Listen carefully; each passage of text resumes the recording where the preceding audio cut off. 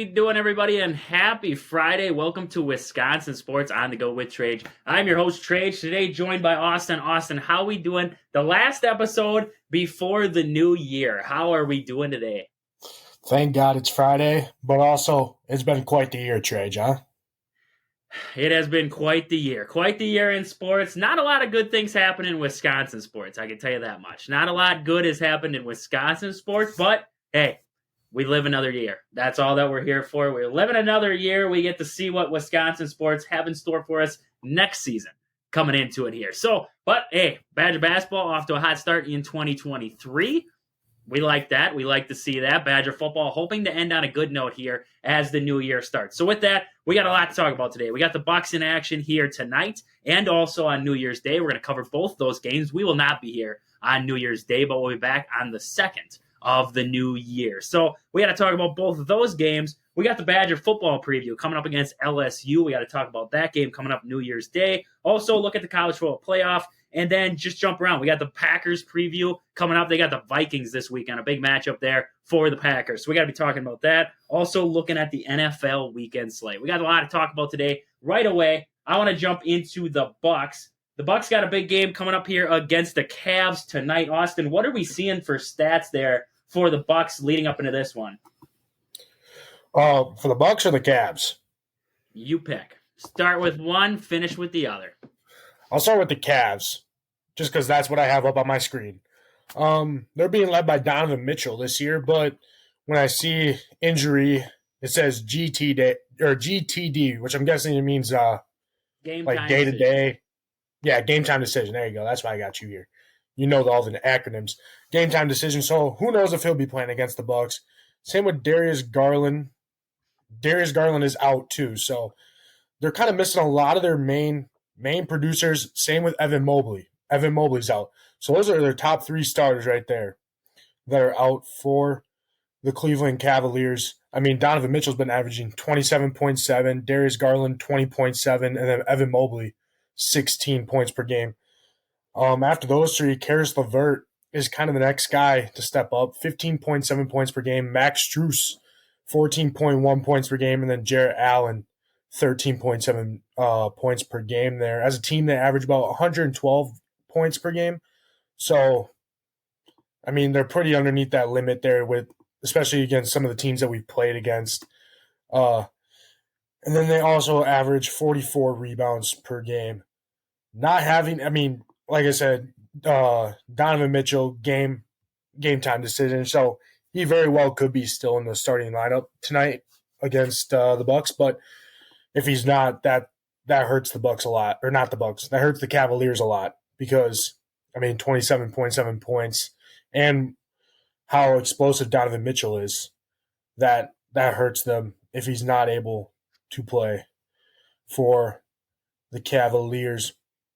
Just looking at the Bucs stats here, just in a little bit of an overview. I mean, we're almost what time? When is the All-Star break? Got to be almost halfway through now. I mean, I know there's voting going on. February, maybe. January, February, somewhere in there. But just to look at some of the points per game, rebounds per games, Giannis is averaging a double-double with 30.8 points per game and 10.9 rebounds per game. Damian Lillard with 25.7 rebounds per game. He also leads in assists with 6.9 assists per game. Chris Middleton, 14.3 points per game, and we're starting to see him with minutes come back a little bit.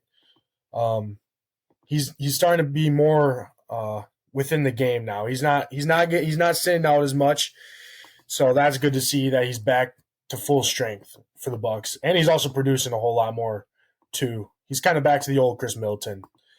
Bobby Portis is fourth on our points per game with 12.9, and then Brook Lopez 12.7. Would it be foolish for me to say that you could start Bobby Portis over Malik Beasley, or would you keep Bobby Portis coming off the bench just for how good he is off the bench? And also, you take away his shooting. You also take away a guard. So, yes, position-wise, it wouldn't work itself out. That's the only problem with it right now. It's just they don't have anybody on the bench right now that you could bring in as a shooting guard to take over that position for Malik Beasley right now, who you could vouch for. Connaughton, no. Cameron Payne, no. I mean, Andre Jackson Jr., defense, yeah, but offense, no. So I would love to say that you could put somebody in for him, but no. There's nobody on the Bucks team that could take that spot as of right now. Yeah. And I mean, Bobby's doing great things off the bench too. So, and Bobby probably loves that role. Bobby loves probably coming off the bench and just being that energy spark for the Bucks. The Bucks are averaging 125 points per game and 44 rebounds per game. So, I mean, rebound wise, they kind of match up with the Cleveland Cavaliers. But like I said, Mobley is out for this game against the Bucks, and he averages 10.5 rebounds per game. So that kind of hurts him as well. It'll be a good game. I don't think the Bucks are.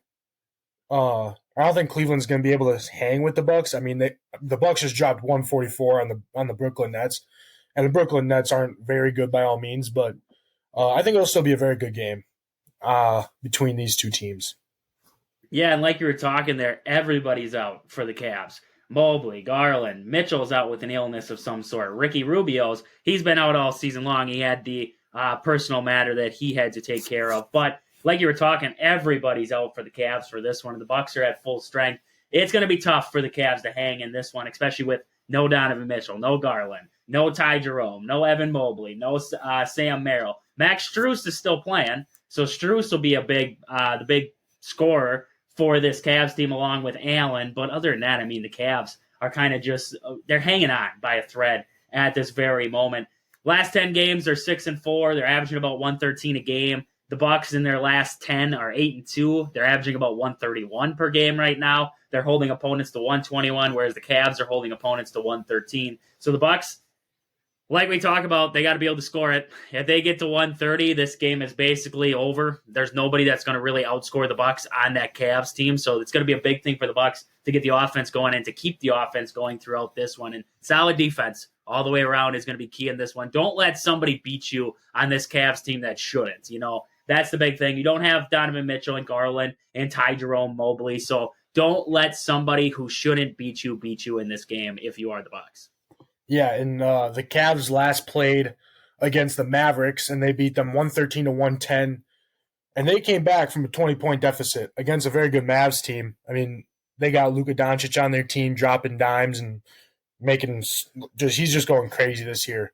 He could be in the running for MVP, but the Cavs came back from 20 points down and ended up winning the game. So, like you said, defense is going to be huge. And especially with all these guys out, don't underestimate them for sure. I mean, it says Karis LeVert had 29 points.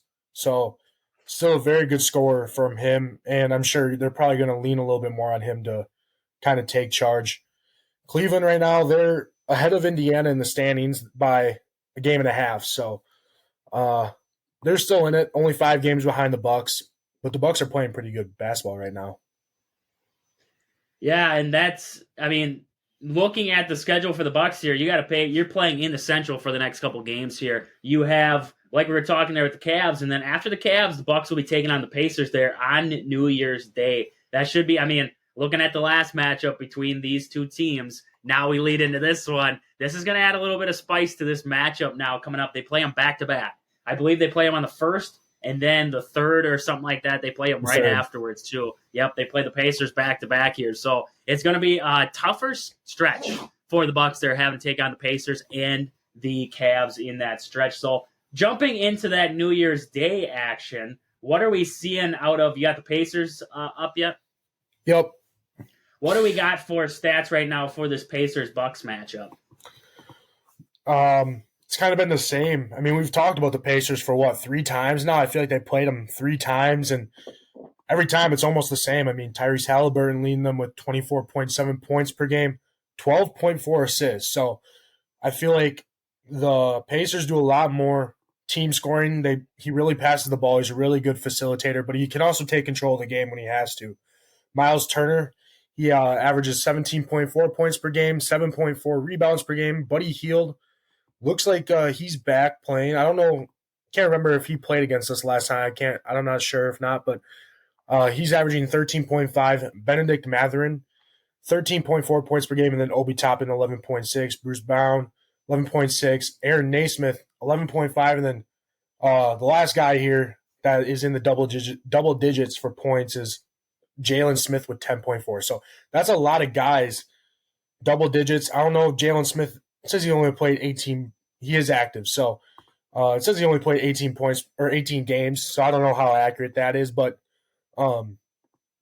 overall they do a lot more scoring. They get the ball to a lot more guys, and they're averaging more points per game. They average 126 points per game. That's one more point than the Bucks, and they do rebound a little bit less, 40 rebounds per game. So, them against the Bucks though has been pretty equal. We've seen a couple of these matchups here. I think they beat us twice.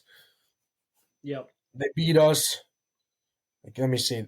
They beat us on December 7th and November 9th, and then we beat them the last time we played them out, December 13th, 140 to 126.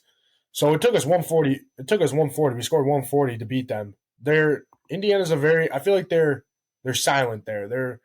They're like just looming around, ready to attack, and they're not talked about that much. I feel like it's kind of like the Boston Celtics and the Bucks that are talked about the most, and the Philadelphia 76ers. Pacers not so much, but they're still there, and they're a very good team. Can't count them out. Yeah, a very good offensive team. That's what I'd say. They're better on offense, not a very good defensive team. You look at their finals there, and it seems like when they score 120, they're going to win ball games. But when they score under that margin right there, teams can hold them. That's when the Pacers run into trouble there, when they can't find their offense. Their defense doesn't pick that up. And that's what I'm seeing right now with the Bucks games. Looking at the Bucks struggled in game 1 and 2 that they've played in this regular season series against the Pacers. The Pacers were able to keep them in check. And then looking at that game 3, the Bucks go off for 140, and they pick up that win there, 140 to 126. The big thing with the Bucks too, you look at that on a defensive standpoint, the Bucks got to be able to control this Pacers team. You look at those first 2 games, that was a lot of transition buckets. That was a lot of the Pacers getting out, running, not able to stop this Pacers offense, Tyrese Halliburton and company getting down the floor. That's going to be a big thing in this game for the Bucks here at the Pfizer. You got to be able to control the pace of play in this one. If they're going to run, you got to be able to run with them. And if you can't run with them, slow it down and play your game. Get Giannis involved. Get Brook Lopez involved. Whatever you have to do in this ball game. The Pacers don't really outsize you. You have the size advantage over this Pacers team, so you got to be able to control the paint in this one and be able to get offensive rebounds and get the defensive rebound when you have to in this ball game. Don't give the Pacers second chances. Yeah, and like you said, with their offense, they have a good offense. I mean, it's not one guy. I'm just looking at the highest for points every game, and a lot of it is Tyrese Halliburton, most of the games. But these past few games, I mean, you got Halliburton, Obi Toppin, Buddy Hield, Mathurin, Brown up there, and then Turner. So you never know which guy's going to step up for them and make the plays. Halliburton, though, I mean, he dominates the assist column. A lot of double-digit assists. So he's gonna be passing the ball. He's a very good facilitator and a very good player for being out of Wisconsin, but it's cool to say that he's from Wisconsin because he's playing really well in the NBA right now. Yeah, it's definitely going to be a star-studded matchup when the Pacers come to the Pfizer there on New Year's Day. But with that, just got to talk about last night. Pistons almost got the win against the Celtics. Couldn't get it. They led for the longest time. Celtics able to come back and win it finally in overtime. It's bad because the one team that ends this losing streak, the one team that the Pistons beat, is going to forever go down as that team that let them win finally. But at the same time, it's like, I just want to see them win a game. This is getting kind of atrocious to watch. I mean, just bad basketball that they're playing. I mean, besides, Cade Cunningham's playing great. I think Cade Cunningham could be an all-star this year. But other than that, they're young. They're trying to throw together pieces right now. Coaching isn't great for the Pistons right now, and I think it's just not good to watch. I feel bad for Cade Cunningham, the way that he's playing, to be on a team like that right now. Yeah, I'm just looking at kind of some of their stats. I mean, Cade Cunningham, 23 points per game, and then Bojan Bogdanovic. I mean, they have him, but he is active now, but he's only played 12 games total. And then Jalen Ivey, Jalen Duren. I mean, they're a very young team besides Bojan Bogdanovic. They average 109 points per game, and in a league that's very dominated by offense, high scoring games, I mean 109 just doesn't do it for you. You're not scoring enough points per game there, and I mean they were able to take a very good Celtics team to overtime there, which kind of surprised me. And then they still ended up losing 128 to 122. I don't know if I want to just look at the box score for that game because what I question is I don't know if I can even get this up here. I want to know like who all played for Celtics. Like, did they have their full team? Is my question. I mean, Porzingis played. I saw Tatum. Points. I saw Tatum out there. I saw Jaylen Brown out there too. Yeah, Tatum, Horford, Porzingis, Drew Holiday played 44 minutes, and then who was this guy? Derek White. Oh, I've heard. Derek White. Yep, Derek White. So I mean, they had their fantastic characters. They had the full crew out there, and Pistons were still able to put up a fight, and then they just come up short. So it's a bad day to be a Detroit fan unless you're cheering for the Lions, I guess. Yeah, definitely. It was, I watched towards the end. I didn't really tune in because I figured it was going to be a blowout. And then I just got updates and I was like, what? It's a game? And then it was like, oh, the Pistons are up by, I think it was like 15 or something like that at one point. And I was like, holy crap. So then I tuned in. Then it got to overtime. And then the Celtics kind of just put them away. And that was it. And it was like, oh, yeah, that's what I expected out of this. If only Cade Cunningham could have came up with one crazy shot at the end of regulation, they probably would have won that game by one. But there's always next year, Trage. There's always next year. The Pistons might be able to win one next year. But with that, I want to talk about Game Day Supply in Onalaska. At the store, they do everything from skate sharpening to they give you hockey supplies. They have custom fielding gloves, baseball and softball. They also carry a wide variety of baseball and softball bats from DeMarini to Louisville Slugger and Marucci. Check out our friends down there at Game Day Supply in Onalaska. If you're in the area, check them out there. Or check them out online at GameDaySupply.net. Or even better, check them out on Facebook. Give them a follow on Facebook at Game Day Supply. Check them out. Check out the fun crew down there, and they will help you find what you're looking for this winter season. I don't know if it's really called winter season yet, but we're kind of in winter. It's kind of cold out this morning. It was down in the 20s, so we can count that as... There's a little bit of frost out there. We can count it as kind of winter season, I guess. Yeah, I mean, I'd put December in winter. Yeah, it's not fall. I'll tell you that much. That's certainly not spring. No. We're right around that winter season. But with that, we got to talk about. We haven't talked about them in a long time, but we got to talk about the Wisconsin Badgers football team. They're taking on LSU in the ReliaQuest Bowl coming up there on Monday, New Year's Day at 11 a.m. on ESPN2. So, Austin, do we got any stats for this LSU team? I'm trying to see. I was trying to pull up quick. I know Jaden Daniels is not playing for LSU. Thank goodness we don't have to see Jaden Daniels out there for this LSU team. But I'm kind of looking around to see who else is going to be inactive for this game. I see there's going to be a couple wide receivers out. Malik Neighbors will not play in this one. Oh, no. They are actually. Malik Neighbors and Brian Thomas Jr. are actually set to play despite the expectation that they'll enter their names in the draft. So they're going to play in this ball game here. Looks like Miki Wingo will also play in this game here. So it looks like LSU is going to have a lot of their guys besides Jaden Daniels, huh? LSU is going to be playing a lot of their guys, Jaden Daniels won't be out there, but they're still playing a lot of their guys. So I guess, shout out to them. Yeah, they're having their guys this one. They want to end it on a good note, I guess, and that's what they're doing here. So, what are we seeing right now? If we look at this LSU team, what are we seeing for stats for them? I'm going to guess we're going to have to figure out who's going to be starting here at quarterback for them. My guess is Garrett Nussmeier. He hasn't played a whole lot because obviously you got the Heisman winner there in front of him. But he has, you got to take this with a grain of salt. He has 17 completions on 33 attempts, 196 yards, and 1 touchdown. So, I mean, there's not a whole lot on this guy if this is the guy that's playing. And who knows? He probably could have transferred too, for all I know, because anything could happen. And if it's not him, it's Ricky Collins. 2 for 2, 3 yards, and no touch. I mean, their quarterback room is, you don't know what you're going to get from them because they've probably only played in, I mean, at least for Garrett's standpoint, he probably played in a few games when they're blowing out some teams. And I mean, they play in the SEC, so the odds of them blowing out teams, it's probably when you're playing your cupcake games, I assume. They went, I mean, as a team, they went 19-3. They're 13th ranked right now. And they have an 81% chance to beat the Badgers without Jaden Daniels. So that's kind of crazy if you want to look at that.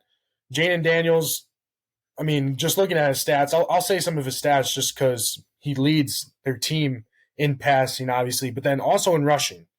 He was their top rusher, 135 carries, 1,134 yards, and 10 touchdowns. So, I mean, not having him as a running factor, that could play into the Badgers somehow winning this game too. Behind him, though, they have Logan Diggs, 118 carries, 652 yards, 7 touchdowns. Josh Williams is their second-string running back, 43 carries, 233 yards, and 5 touchdowns. They have a lot of guys that scored rushing touchdowns. They have a total of 32 rushing touchdowns, 10 of them only Jaden Daniels. So other guys on their team will be able to score some rushing touchdowns. They got some wide receivers here that have got some carries. And then also Garrett Nussmeier has one carry for 1 yard. That might have been just quarterback sneak or something. I don't know. But then Ricky Collins has 3 carries for 19 yards rushing and no touchdown. Garrett Nussmeier has a touchdown. So that was probably on a 1 yard line quarterback sneak tush push there for Garrett Nussmeier, their backup quarterback. But like you said, Malik Neighbors playing for them, Brian Thomas Jr. playing for them. Malik Neighbors, 86 receptions, 1,546 yards receiving, 14 touchdowns. Thomas Jr., 60 receptions, 1,079 yards receiving, and 15 touchdowns. Kyron Lacey has 24 receptions, 463 yards, but 7 touchdowns. So not that many yards, but 7 touchdowns still quite a bit. And then Mason Taylor, their tight end, 29 receptions, 260 yards, 1 touchdown. They have a lot. They have 2 guys that are over 1,000 receiving. That's impressive, actually, because they're able to spread the ball out and get it to multiple players here. I don't know how the Badgers are gonna be able to stack up. I mean, we got who's our one really good corner, if you can remember. Hallman. I mean, we'll be able to shut down at least one of them. It's the fact that we're gonna be able to shut down the other guy. That's what it comes down to. They just got so many weapons. And I mean, they're an SEC team for a reason. They're in the South. They play Alabama. They play Georgia. They play all these teams. They're good. And I don't know how the Badgers defense will be able to stack up. I don't know how the Badgers offense will be able to stack up against LSU. I mean, when this came out, we were kind of surprised that they even got into this bowl. So it'll be a fun game to watch. We got into this bowl. What? We were kind of irritated that we got into. Yeah, honestly, I would have rather be playing against Bowling Green like Minnesota, but nope, we're playing against LSU on New Year's Day, and it'll be a fun game to watch. Unless we're getting pummeled, then I might just turn it off. You know, and you're talking about Nussmeier there. He's had some experience at the college level. He went in there. Jaden Daniels, when he got injured there, I believe it was in 2022. He went 52 for 84 for 61% completion rating, 800 yards, and he had 5 touchdowns to go along with it with 4 interceptions. So Nussmeier's had some experience at the college level. It's not like he's a rookie A-baller coming in here right now. He's, one of the better backup quarterbacks in all of college football. He made that quarterback room for LSU a little bit better, having Jaden Daniels in there and then Nussmeier to back him up. So, Nussmeier, it looks like what I saw was that he backed out of being even talked about as a transfer. He will be staying at LSU, so he's going to play in this game. So Nussmeier will be here. And it's, a pretty good quarterback from what I can see Nussmeier is. He's nothing to shake your head at. He got in there in 2022. He played a couple games in 2021 also, went 29 for 57, 50% completion, So give them some good wide receivers like you were just talking about there, and now you throw them into this offense that was already firing in all cylinders. They're pretty much all playing in this one. I mean, take a step back from Jane Daniels. He won't be Jane Daniels out there, but he's still going to give you a good quarterback play if you are Newsmeyer. So the Badgers will definitely have their hands full with this LSU offense. The defense for LSU also still, I mean, pretty good defense. They got a pretty good defense there with LSU. 9-3 on the season, running through an SEC schedule that, I mean, it doesn't matter who you play. The SEC is still a pretty good conference through and through. So it will be tough. It's definitely going to be tough, and it's really going to be tough because the Badgers will be without. I just had their report up. 1 second. Got her. Depth chart right here. The Badgers will be without Braylon Allen in this game. They will be without Chez Mellusi. We know they will be without Chez Mellusi in this game, but also without Chimere Dike. Skylar Bell will also not play in this game, and Benton will also not be there for this Badger team. So they're going to be missing a couple of big-name wide receivers. They're going to be missing some guys in the running back room. Tanner Mordecai is set to play. Jackson Aker will be the number one running back. Bryson Green is actually slotted to be the number one wide receiver right now, along with Vinny Anthony. And then Will Pauling will be in the slot. Hayden Rucci is slotted as the number one tight end, but look this up for me, but I thought Hayden Rucci is either transferring or entering his name into the NFL draft. I don't know if he's playing this game, but according to the depth chart, he is. Hayden Rucci to enter NFL draft after Wisconsin's bowl game. There we go. So he's playing in the game, but he is entering his name in the draft. So We will have Hayden Rucci for this one. Jack Nelson. Looks like the offensive line will be there. Looking at the defensive side of the ball here, seems like just about everybody that we've relied on all season long will be in this game. Yeah, so I mean, the Badgers without some wide receivers and without a running back in this game, but that's the big part. Without Braylon Allen, that's going to be the big question mark for Wisconsin is can they pick themselves up in that running back room? This team's not built to throw it. Tanner Mordecai isn't built to throw it all game long. We got to be able to find something else, something in the run game. Can Jackson Aker and Cade Yakamele pull it together and be the spark plug that the Badgers need in this ball game? Also, looking at the wide receiver room, Bryson Green and Vinny Anthony didn't see a lot of time all season long for Wisconsin. You had the likes of C.J. Williams getting in there. You had the likes of Chimere Dike, Skylar Bell. Now you're bringing in new guys. Now you're bringing in new guys for Tanner Mordecai to throw to. How does that transpire? How does that all work out if you are the Badgers? We went into the season with too many wide receivers, and now the room cleared out. Now everybody's gone, and it's like, oh boy. This is the bottom of the barrel, guys, now. There's a reason why they were the bottom of the barrel. I want to see it out on the field now, what they can bring me. I think Bryson Green's a pretty good wide receiver. I thought C.J. Williams had moments. Will Pauling is definitely still that guy for this Badger team. He's still definitely the number one wide receiver for them.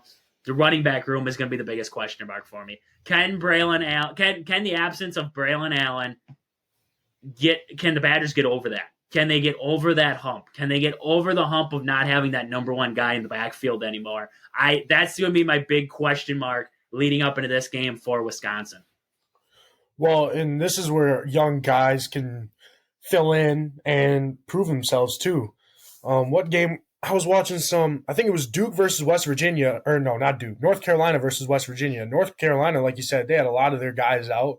I think Pat McAfee was saying this on his podcast, saying that North Carolina had a lot of their guys out. And that game was kind of like for them to see what they had in the young guys for them to step up and show out. And, I mean, a lot of the young guys did do really good. They had a freshman that was playing lights out for them on their team. So same as this for Wisconsin. I mean, with not a lot of guys that are out, but Chimere Dike transfers and Braylon Allen, he's not playing. So it's time for Jackson Aker and Cade Yakamele to step up and, prove themselves at the end of the year. And it makes the Badgers it makes them have a tough decision on who they're going to play next year even. I'm sure they don't want to have to start a freshman, but if Cade Yakamele and Jackson Aker can't produce, then they might have to start a freshman next year, and that just might be the case. But if they can put up a fight in this game, show them a little something, see what happens, it might make them question things next year. That's what you want to do as a player, too. You want to raise some concerns in a good way for yourself. And as it comes to wide receivers, there's going to be probably a lot of guys that play that haven't played a whole lot this year. This is a chance for them to show the coaches what they have, and it'll be fun to see what the Badgers can do with some of these guys out. But hopefully we stay in the game. Just don't get down too much and let LSU control this game. Defense, I mean, we still have Hunter Waller. That's about all I know. I know one of our main linebackers, I think, transferred out. That was just what I was going to say. It's going to be a big thing to overcome with Jordan Turner, the inside linebacker, transferring out and then having Nia Jameta slide in there in the first team role. I mean, he's had his moments this year, and he's played a lot of good football for the Badgers, has Jameta, but at the same time, trying to fill that inside linebacker role of a guy who's been there, done that for a while now, that's going to be a struggle. I think it might be tough to overcome in just a short couple of weeks. Yeah. Like I kept saying, younger guys are going to have to step up, and guys that might have played a little bit, have a little bit of experience, but step into roles that these guys like Jordan Turner has been an impact player for the Badgers, and now he's gone. I mean, you got to fill, especially against a very good LSU team. So hopefully these guys can make the best of their opportunities in this bowl game. It will be a massive matchup there for the Badgers. It's like David versus Goliath, and we got to see what the outcome's going to be. And sadly, we're cheering for the small guy in this one. We're cheering for the small guy in Wisconsin. And I mean, hey, last time LSU played against the Badgers, we won. So we weren't projected to win that game either. We only got a 14% chance to win this game. Who knows? Who knows what could happen? But as of now, we have the leg up on LSU because we beat them. It wasn't Lambeau Field. I'll give them that. We had a little bit of home state advantage, but who cares? We're going to Tampa Bay. Bart Houston, and a good kicker. Yeah, I honestly forgot about Bart Houston. I forgot about Bart Houston, named after Bart Starr, by the way. Great name. That's what I'm saying. He had the magic that day. He had the touch. He had the special touch. He had the special touch. But with that, we got to move on here. That's a big matchup. It's going to be a big matchup for the Badgers coming up there on New Year's Day at 11 o'clock on ESPN2. Can't wait to watch that one. But with that, I want to talk about Home Team Century 21 Gold Key Realty. Call Peggy, Sue, or Anna to find your dream home or to sell if you're looking to sell this time of year. Find them on Facebook at Home Team Century 21 Gold Key Realty or stop in and see them at their location in Marshfield. But with that, I got to jump over to Austin. The last, and he better make it good, the last fact of the day of the year.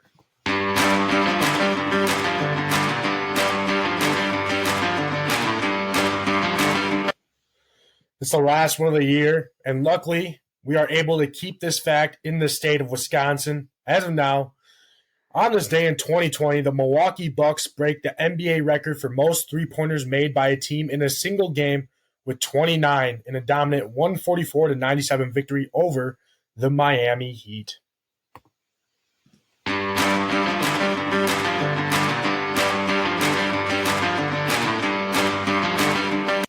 I forgot about that. Good fact of the day right there by Austin. A good one to end on right there. I looked it up, and it's still standing, so that's good to know.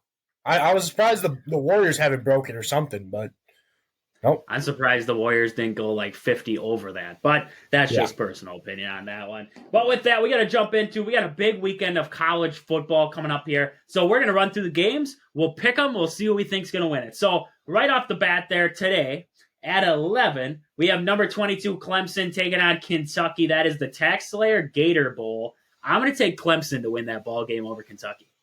Clemson started to play football pretty good towards the end of the year, so I mean, Kentucky did beat Louisville, but as we saw, Louisville got demolished by USC. So I think Louisville was a little bit overrated there. I'm going to go Clemson. Next up, we have the 1 o'clock game on CBS. Number 16, Notre Dame, taking on number 19, Oregon State. That'll be the Tony the Tiger Sun Bowl coming to you from El Paso, Texas. I'm going to take Notre Dame. to win that one over Oregon State. I'm going to go Oregon State just because I like their mascot, the Beavers. The Beavers, one of the last standing members of the Pac-12 before that thing is completely gone. Yep. Next up at 2:30, we have they're 9-3, Memphis taking on Iowa State in the AutoZone Liberty Bowl. I'm going to take Memphis to pull that one off. It's in Memphis, Tennessee, too, so a little bit of home cooking for Memphis in that one. I was just going to say, this one's in Memphis, Tennessee. Memphis against Iowa State. I think Memphis is also going to win just because, like you said, it's in Memphis. Gives them a little bit of an advantage. Next up, we have our big matchup of the day, of the night. 7 o'clock on ESPN. Number 9, Missouri, taking on number 7, Ohio State. That is a Goodyear Cotton Bowl Classic coming from Arlington, Texas. That's a tough one. I know McCord transferred out of Ohio State. I'm not sure if Marvin Harrison is playing in that ball game. Is Marvin Harrison playing in that ball game? I'm not sure. I can look it up real quick. I mean, I feel like I just got to look his name up and something will say. He's not practicing for the Cotton Bowl.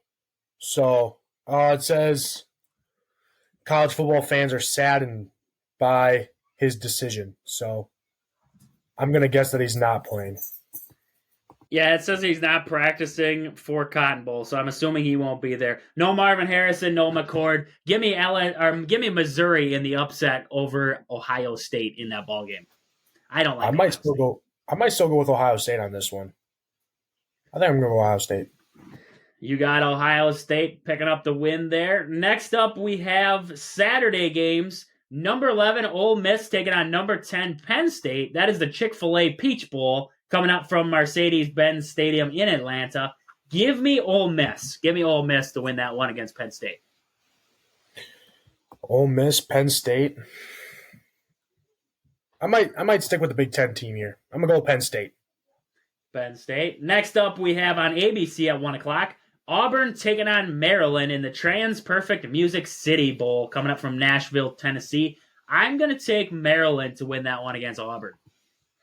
Auburn should have beat Alabama, and no one can forget that. Should have beat Georgia. No, and Georgia, yeah. So I think Auburn's a little bit ticked that they didn't get that finish there. I'm going to go Auburn over Maryland. Auburn over Maryland. Next up, this might be the most highly anticipated game of the college football slate. The Capital One Orange Bowl coming up from Hard Rock Stadium. Number 6, Georgia taking on number 5, Florida State. And when I say highly anticipated is because Florida State fans are ticked, college football fans are ticked, and they want to see Florida State win this one against Georgia. But you know what? Give me the dogs. Give me the dogs in that one. I don't think Florida State stands a chance in that ball game. I know that Georgia is basically at full strength. I know quarterback room is going to be full. I'm pretty sure, most of the teams playing in this one. So give me Georgia to pull off the big win against Florida State. I know that everyone from Georgia is playing, I'm pretty sure. There we go.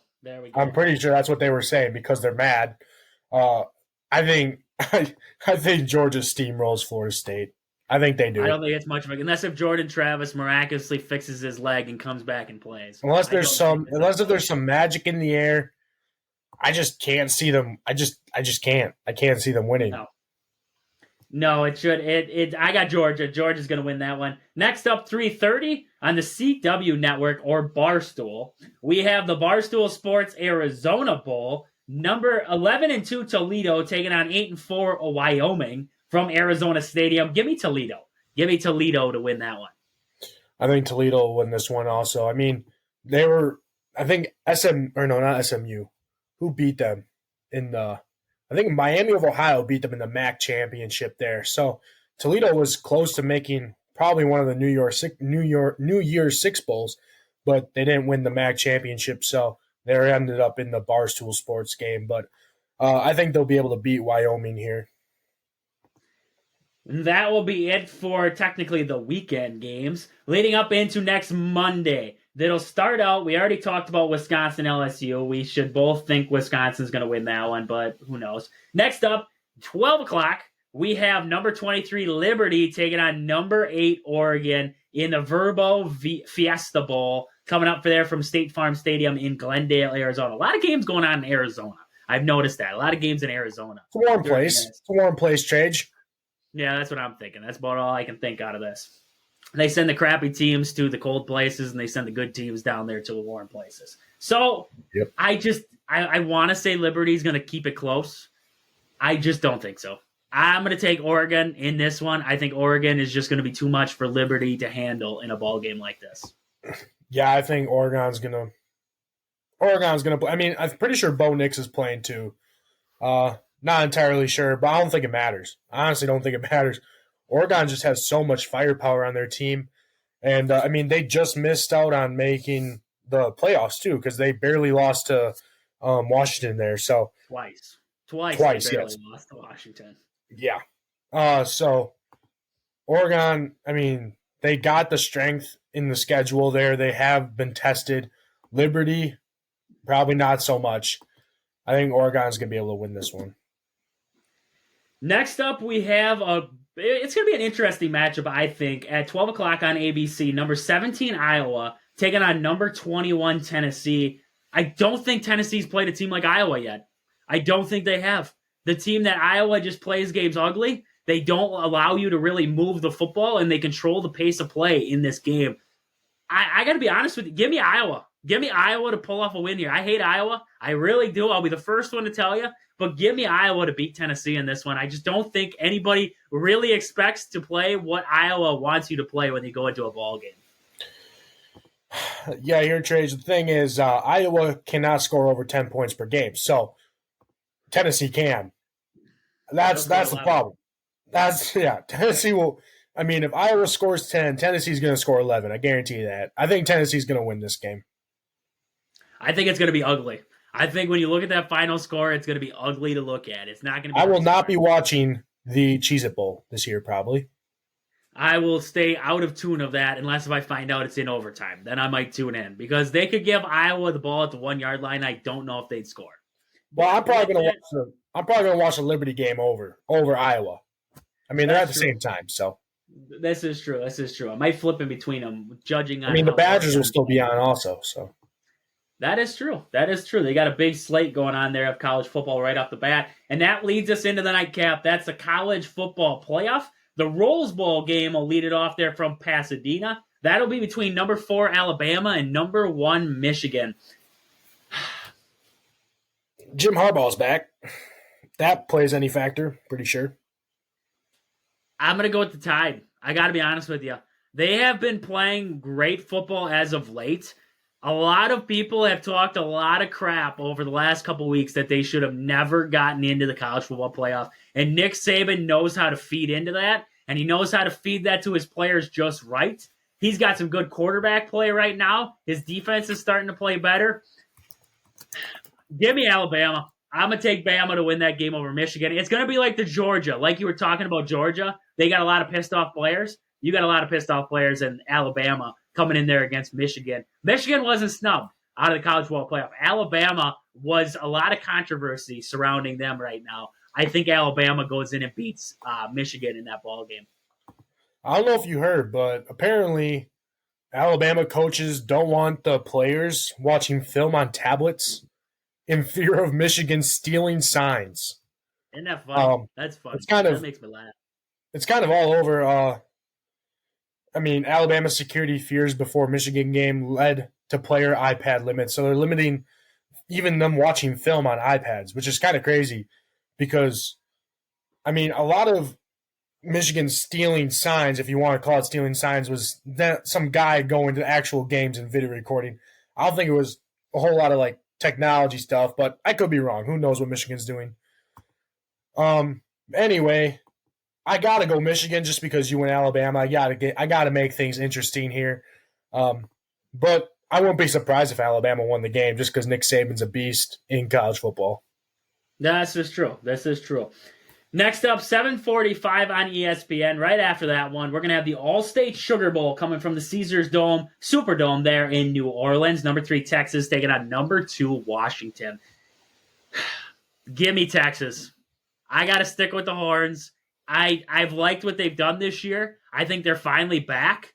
And Washington hasn't played a lot of teams who actually like to play defense.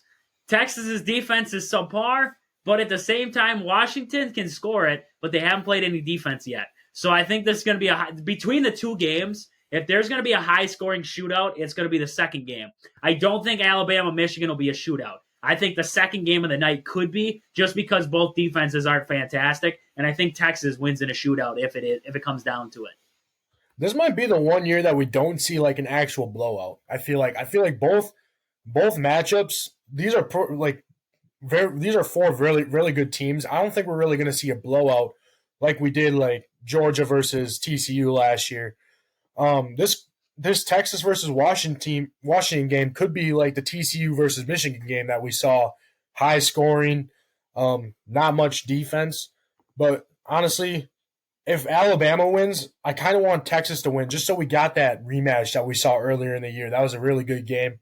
But if Michigan wins, I want to see Washington win. I'm kind of in a pickle here. But I think I want to go with Washington. You picked Michigan, remember that. So I got to pick Washington, right? There you go. Yeah. That's the matchup you want. So, and I like what Michael Penix is doing. He didn't win the Heisman, which, I mean, he probably could have. He was a finalist. You could have picked him next after Jayden Daniels. Who knows?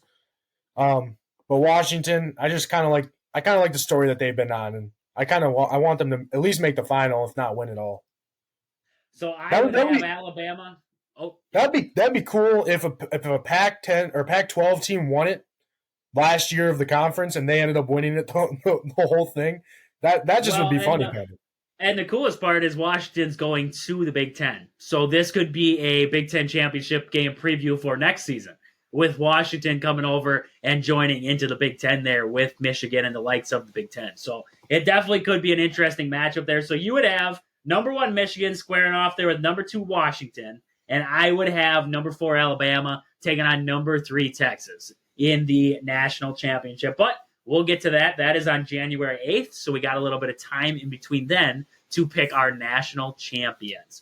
But with that, we got to move on here. I got to talk about Pittsville Farm and Home in Pittsville, Wisconsin. They serve you anything from hydraulic hoses to red roses. Check them out at the location in Pittsville, Wisconsin, just off the main drag there on Main Street, or check them out on Facebook at Pittsville Farm and Home Center, or stop down and see the good crew. That's the best way to do it, is stop down and see the good crew down there at Pittsville Farm and Home Center. But with that, let's move on here. We got to talk about Packers-Vikings. Big matchup here this weekend for the Pack going up against the Vikings. Austin, what do we got for stats there? I saw yesterday they announced they picked up a new guy. They announced who will be starting for I can't remember what the heck his name was.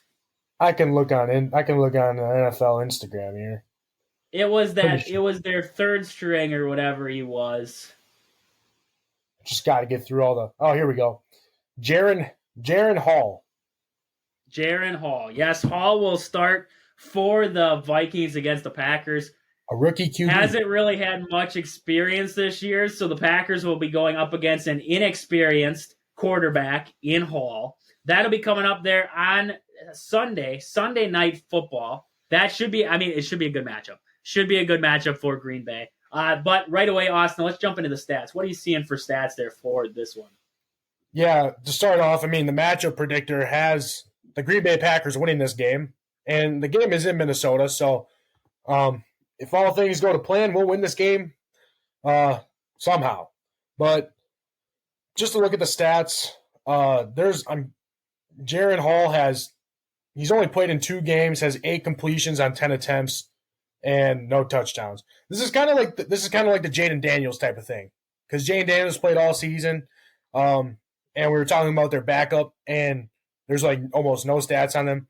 Well, this Jaren Hall guy, there's nothing on him because he's a rookie. This is all we get. And if you think Joe Barry sucks at defensive coordinator, imagine him trying to prepare for a guy who doesn't even know what's all about, because I feel like there's nothing on this guy except for 8 completions and 10 attempts. So basically like 10 plays, except for him handing the ball off a couple times probably.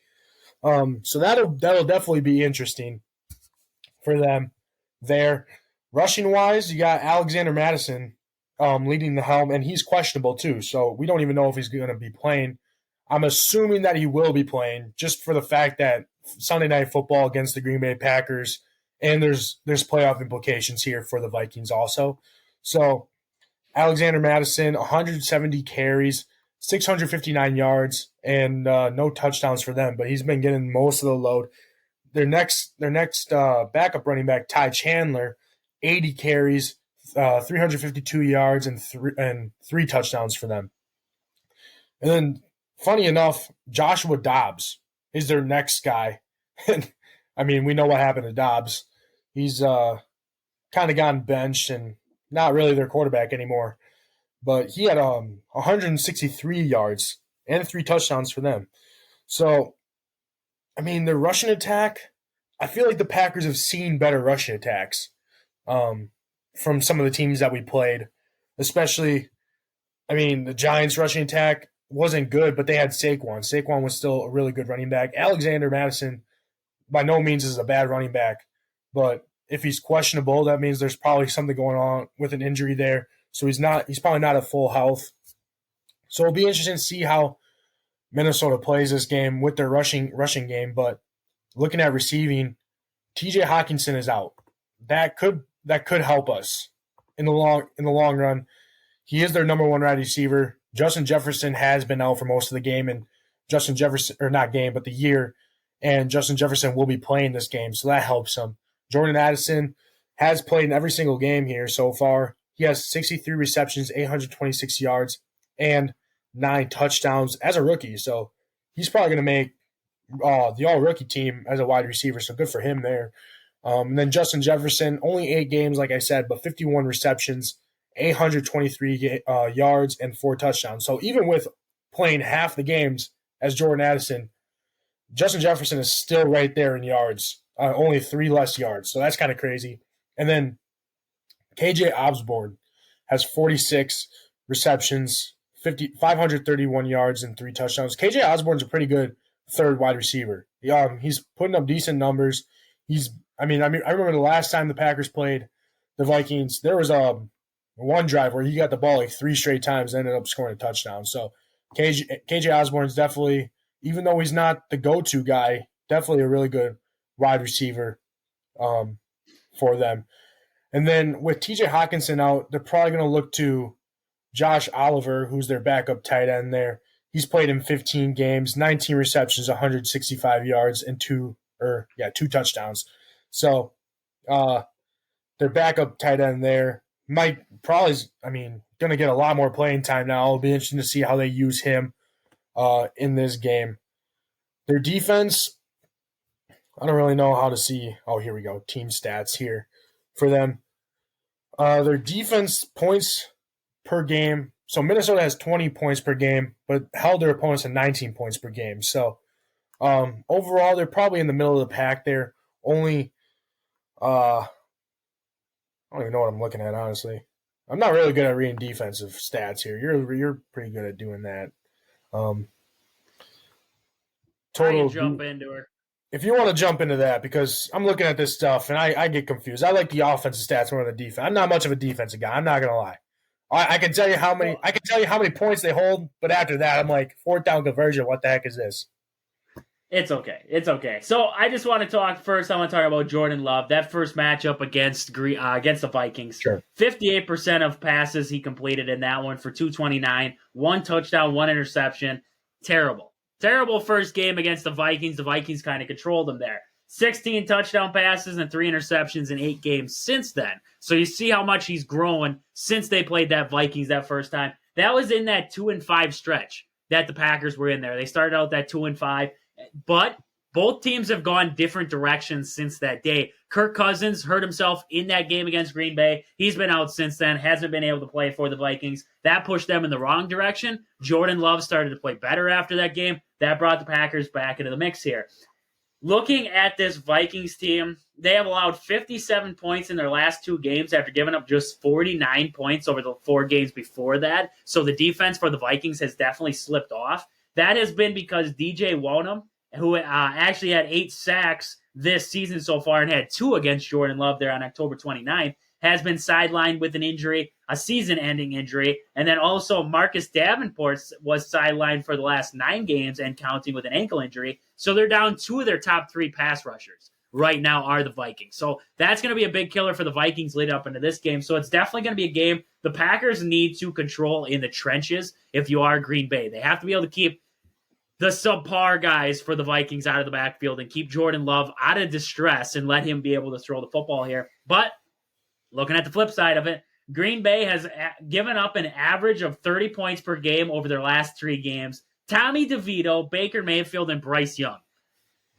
If you would have thought those guys would look like they were NFC Offensive Players of the Week or AFC Offensive Players of the Week or anything like that after playing against Green Bay, I would have thought you were nuts. But you look at this team here, you look at this game, and you're like, oh, well, the Packers made him look fantastic after these ball games. Bryce Young looked fantastic for Carolina. Baker Mayfield won the NFC Offensive Player of the Week after, I guess Tommy DeVito and Baker Mayfield both won Offensive Player of the Week after their performances against Green Bay's defense, and that's the only one they've won this year.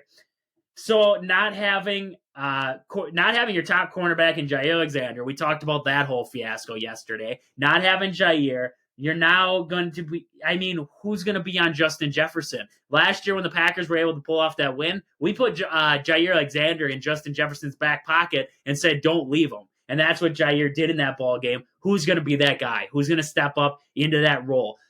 Do you put a safety over the top? Do you put Jonathan Owens out there? Do you man him up with Eric Stokes in this ball game? What's going to be the answer for Green Bay in this one? I think that's going to be the big question they will have to answer in this one. Also, Aaron Jones. What can Aaron Jones do for the Packers in this ball game is going to be key. Can he get the run game going for Green Bay? We haven't seen Jones gain 100 yards since he's actually gained 100-plus yards from scrimmage 4 different times since 2019 against the Vikings. So he has good success against the Vikings. Can the Packers get Aaron Jones going in this ball game? I think that's going to be a massive thing that the Packers will have to look at doing, because as of right now, hasn't really gotten the run game going. Last week against Carolina, 21 carries for 127 yards. That set season highs in both categories, but can they reciprocate that?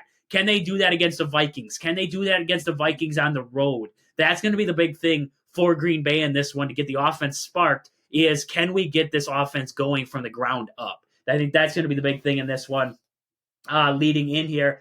And like I was talking, having a guy like Hall starting this game, a rookie QB, the Packers need to put pressure on him. You cannot get this crap again where we don't blitz. We don't put pressure on the quarterback. We don't get a sack. We talked about with the Giants leading into that ball game against Tommy DeVito. They had given up 69 sacks leading up into that game. That was massive. That's top of the NFL giving up sacks. That shows how bad their offensive line is. The Packers got 0. How do you go 0 against a team that gives up sacks like they're Oprah selling a car? You get a car, you get a car, you get a car. That's how that offensive line is. You get a sack, and yet Green Bay walks in there and they can't get a sack. That's how bad Green Bay's defense has been. A lot of it has to do with the scheming. So how does Joel Barry call the defense against Minnesota in this one? That's going to be massive too. What does Joel Barry call up against Hall and this undermanned? I'd call it an undermanned offense. They have Addison, they have Justin Jefferson, but no TJ Hawkinson, no Kirk Cousins, no backup quarterback technically. We're going all the way down to Jaren Hall here, so no backup quarterback technically. We're all the way down to like the 4th stringer. So what does Joel Barry call up in this game to control the trenches and to be able to just completely wipe out what Hall can do in this one? If Hall has a massive day, I'm talking like looking at what Bryce Young did against Green Bay, 312 yards. If we see Hall go for over 300 in this game, and it isn't just him making spectacular throws, it's just wide open crap, I better see Joel Barry. He better not get back on the team plane to fly back to Green Bay. They better say, Joe, find your own way back. Keep your bags here. We'll see you on the flip side. They better take off without him, because that's how this game has to go here. Packer fans are ticked. You already told us you're not going to fire Joel Barry as of right now. We let Joel Berry talk. We let Matt LaFleur dig his own hole, and now we suspend Jair Alexander for something he should have been suspended for that game. So Packer fans are ticked. How do you respond? How do you respond to that? Joel Berry has come out and he's cried about it. He said that he talked about it last week. He said this week has been particularly hard on me, hard on my family, and this is the NFL. This is what you sign up for. We deal with it. We had a bad game. I have to be better for our guys. I put that on me. Anytime we don't play well, it's on me. No shit. Welcome to the club, buddy. That's what it does. But the difference is you've had bad game after bad game after bad game since you came into the NFL. You haven't had a good game. You've had crap across the board. The only time you've played well is when you finally listened to your players and did what your players wanted to do. That's when you finally put together a good defensive scheme. This game is going to be a lot on coaching. That's plain and simple. Play calling by Matt LaFleur, play calling by Joel Berry in this ball game is going to be the key for Green Bay. I don't put it on one player. I put it on coaching to be able to get this one done. And Jaren Hall actually played against the Green Bay Packers in that October 29th game. I mean, granted, Kirk Cousins got hurt, and then I think Nick Mullins, he either got hurt or he started sucking or something. I mean, they beat us 24-10. It was garbage minutes, but he went 3 for 4 and 23 yards, and he did take a sack there at the end. But, I mean, he has a little bit of experience playing the Green Bay Packers. It's not like he's just coming in there blind. So that could help him a little bit. And then he also played against the Atlanta Falcons, where it was a tight game, 31-28. He went 5 for 6, 78 yards, and no sacks there. So he played a little bit better. And that wasn't even a blowout. That was a tight game. That was November 5th there. So he has a little bit of experience playing in close games and doing somewhat decent there, finishing the game out. It'll be interesting to see how we, like you were saying, how the defense does against this and how we respond from having a lack of defense these past few games. We can't let Jaren Hall be going crazy like we have these three games. I mean, that would just be unacceptable overall. You know, and like you were saying there, Jaren Hall's got experience against Green Bay's defense, but Jordan Love also has experience against the Vikings defense now. They threw a lot of things at him in that game that he wasn't used to, and now having that one game, I mean, only one game, but he's got that experience against his Vikings team. That'll set him up a little bit better in this second matchup to be able to handle what they throw at him. But, I mean, it should be a good game there. Playoff implications are in full effect for that one. The season's on the line. That's basically what you got to put it. The season is on the line there Sunday night for the Packers going up against the Vikings. The season's on the line both ways. And there's a lot of guys questionable for Green Bay. I don't know if you talked about the injuries or not, but I mean, Allen Jenkins, A.J. Dillon, Jaden Reed, Aaron Jones, Dontavian Wicks are all questionable. And then Darnell Savage, Jonathan Owens, Quay Walker are all questionable also. And then I doubt Devondre Campbell's going to be coming back because of what happened and how I'm pretty sure he's just probably going to sit out the rest of the year because of injuries and stuff. Is it? I mean, looking at injuries, the Packers usually have the full team on there. Is it even worth ever looking at it? Because it seems like everybody is always injured and everybody is always limited at practice. You know, I can't tell you a week where we've gone where Elton Jenkins hasn't been limited at practice. I can't tell you.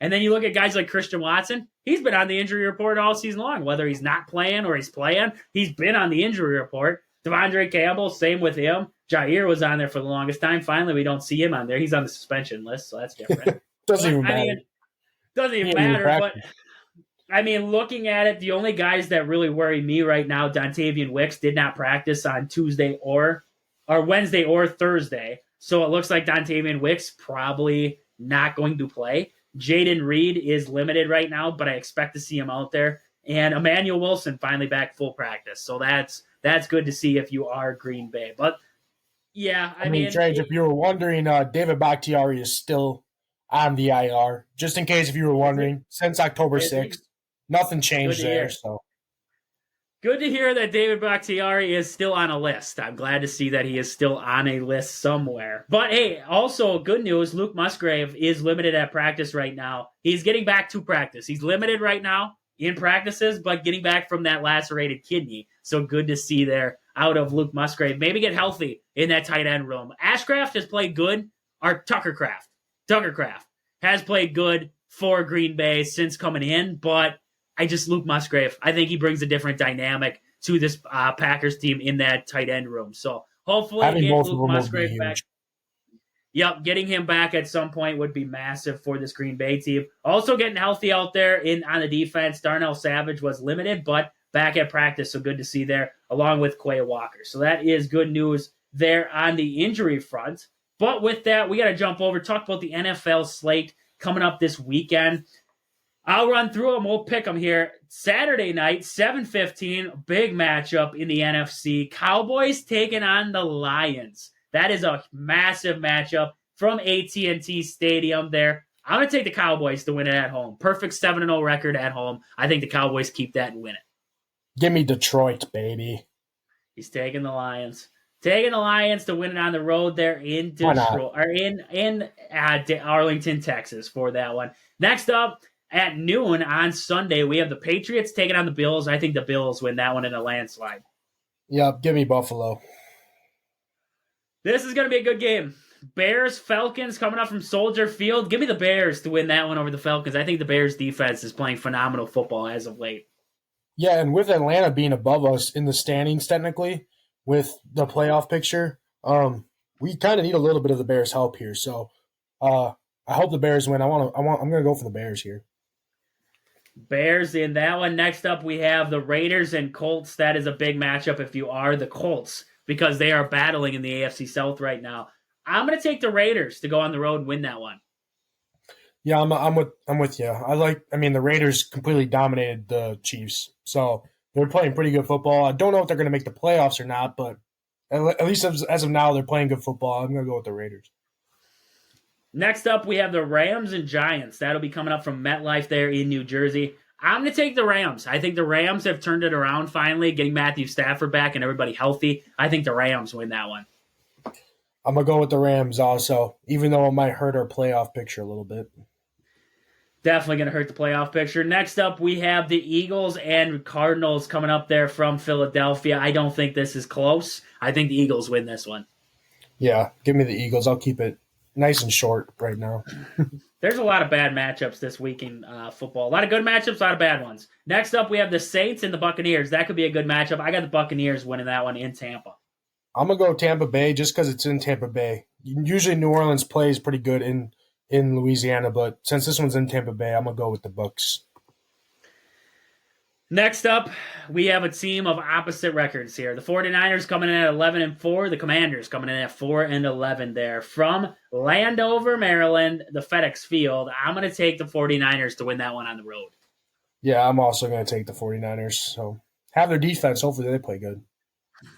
Next up, we have a struggling Jaguars team against a Panthers team that's finding some sparks here and there. That is going to be from Jacksonville, Florida in that one. I'm going to take the Jaguars to figure it out and pull that one out. Yeah, I'm going to take the Jags also in Jacksonville, so that helps them. Next up, this could be a massive matchup there at noon. We're going to have the Dolphins coming in at 11-4, taking on the Ravens at 12-3. That's in Baltimore. I think the Ravens are by far the best team in the AFC right now. Not by far, but I think they are the best team in the AFC right now, especially watching what they did against the 49ers. I'm going to take the Ravens to win this one at home. Yeah, we were able to see the Baltimore's defense last week against the 49ers. How will they be able to match up with Miami's speed? I don't know, but they're playing good, so I'm going to go with Baltimore. Next up, we have another AFC battle. The Texans, 8-7, taking on the 5-10 Titans from Houston. I'm going to take the Texans. CJ Stroud is back for that ball game, so give me the Texans to win that one. Yeah, I'm going to go with the Texans, and if Indianapolis loses, Texans win. Texans are pretty much in the forefront. They control their own destiny there, I'm pretty sure, on the playoff race. So definitely a big matchup. The AFC South is tight right now. Next up, we have 305, the Steelers taking on the Seahawks. This is a game that the Packers need the Seahawks to lose. I'm going to take, it's coming from Seattle. I'm sorry to say it, but I'm going to take Seattle to win that one at home. Give me Pittsburgh, baby. Mason Rudolph looking like the next coming of I don't even know, but he played really good football last week. And they were chanting his name. They were chanting Rudolph in the stadium. So give me Pittsburgh. The next coming of Mitchell Trubisky. Next up, we have at 325, the Chargers taking on the Broncos. I'm going to take the Broncos to win that one at Mile High. This one's tough because, I mean, Broncos don't have Russell Wilson. So, I don't know. He's not playing, but pretty sure neither is Justin Herbert. So this might be actually a really bad game to watch here. Definitely set up. It was set up to be a bad game no matter if they played or not. True. I'm going to go with the Broncos just because it is in Denver, I guess. Broncos with the win there. Next up, we have, this could be a good matchup. Bengals, Chiefs. Coming up there from Arrowhead Stadium. We know what the Bengals got when they go to Arrowhead. I'm going to give me the Chiefs. I think the Chiefs will figure it out. They'll win that one at home. I've been saying every week that they'll figure it out. But I think this is the week that they actually figure it out. I'll say it again, I guess. Maybe Patrick Mahomes will finally stop being stupid and score me more points on fantasy against the Bengals. But who knows? I mean, the Bengals Jake Browning could show up and outperform Patrick Mahomes. And I wouldn't be surprised. I wouldn't be surprised. But I'm going to take Kansas City. If they had a fantasy stat for helmets thrown, I'm pretty sure you'd have it with the Kansas City Chiefs. Oh, yeah, they'd be leading the league, 100%. And bellies thrown because Andy Reid likes to give the belly to his players when they get a little pissy. That's a dangerous belly. Definitely trying to keep it in. That's a dangerous belly we're talking about. I've seen some pretty dangerous bellies, but Andy Reid's top of my list of most dangerous bellies in the NFL. Top of my list. Probably in the world. I mean, you got him ranked up there with sumo wrestlers and everything, but Andy Reid, that belly, I mean, he looks like a walrus when he has that mustache for one. But then you add the belly, and it's like, yeah, this man is a walrus coaching NFL games, and it's like that belly. I mean, first off, Super Bowl. What are you gonna do? I'm gonna go to the drive-thru and get a cheeseburger. I'm gonna go to the White House and then just get unlimited McDonald's, and that's exactly what happened. He got unlimited McDonald's, that's exactly what happened. And then he gained probably 30 pounds. But hey, he won the Super Bowl, so who cares? Looks good. He looks good. While doing it. Next up, we have our nightcap, and that was going to be the Packers and Vikings. We're going to take the Packers. We're going to take the Packers because that's what they tell us we have to. Actually, Trage, I'm gonna take the Packers. I don't think I've ever went for the other team against the Packers. I've went for the other team against the Badgers before. Oh, Ohio State, pretty sure. Yeah, Ohio State, Northwest. Okay, well, we knew. Well, yeah, I mean, we knew they were. Really, I mean, that's why we just don't talk about them as much anymore. I mean, the year is over. They got one more game. The year's over. Hang up the cleats. Exactly. Quality year. That's about it. That has been our year in sports right there. The downfall of Badger football. Badger basketball is still rolling along. The Bucks are kicking up heading into the new year here. Packers shooting for a playoff spot. They're still in the mix for a playoff spot heading into the new year here. It has been awesome. It has been awesome spending this short 2023 year with you guys. We will be back in 2024 to talk everything there is sports. We'll be back on Tuesday. That is the 2nd of January to talk about everything that happened in this last weekend and then get into more Wisconsin sports. But, Austin, it's been a pleasure this year talking sports with you.